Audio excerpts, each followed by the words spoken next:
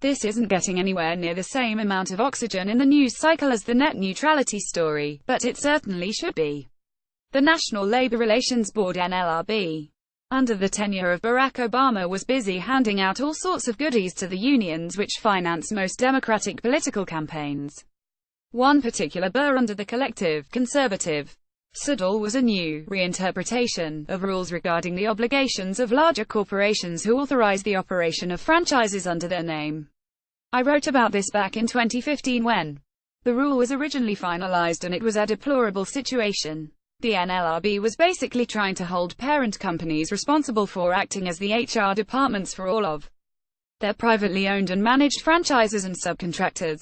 This was an obvious backdoor for collective bargaining agreements, and the biggest targets of the Democrats on this front were in the fast food industry. McDonald's actually only owns about 30% of the restaurants you see.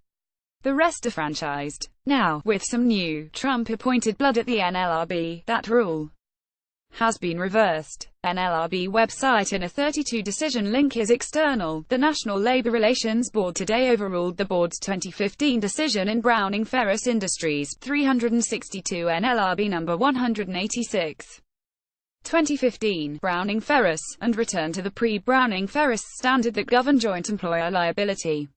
In all future and pending cases, two or more entities will be deemed joint employers under the National Labor Relations Act (NLRA) if there is proof that one entity has exercised control over essential employment terms of another entity's employees rather than merely having reserved the right to exercise control, and has done so directly and immediately rather than indirectly in a manner that is not limited and routine.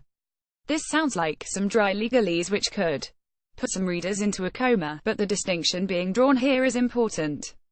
The phrase joint employer is critical here. When a subcontractor or franchise owner agrees to have the parent company exercise direct, immediate control over their personnel policies rather than simply issuing guidelines which are left up to the smaller unit to implement and enforce, then the parent company is a true joint employer. In such cases, workers may wish to collectively bargain with the parent company or hold them accountable for labor law violations.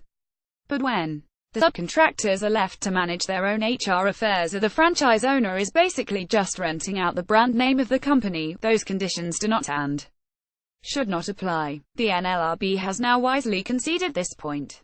Of course, the description you'll get of this story at the New York Times takes a decidedly different tone. The ruling changes the standard for holding a company responsible for labor law violations that occur at another company, like a contractor or franchisee, with which it has a relationship. The doctrine also governs whether such a corporation would have to bargain with workers at a franchise if they're unionized, or whether only the owners of the franchise would have to do so. While most labor law experts expected the Labor Board, which gained a Republican majority only in late September, to overturn the board's so-called joint employer decision from 2015. The speed of the change came as a surprise to many. "Frankly, it's shocking," said Wilma B. Liebman, a former Democratic appointee on the board who once served as its chairwoman. "Oh, yes. It must be shocking indeed that the NLRB would ask the business owners who are actually employing the workers and are directly responsible for them to deal with labor law enforcement or collective bargaining. And they're additionally shocked at how quickly it happened." Quickly. Trump has been in office for almost a full year. It took some time to get new appointments in place, but frankly, I'm personally shocked that it took this long.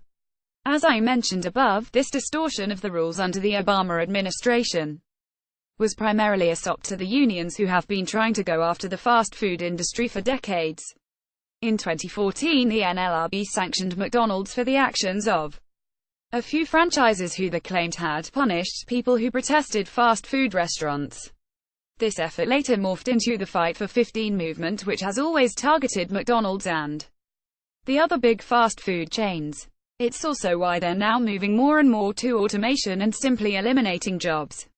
It's good to see the NLRB exercising some common sense. If you have a problem with your employer, take it up with your employer, not with the company that they may be renting your services out to or simply paying for permission to use as their brand name.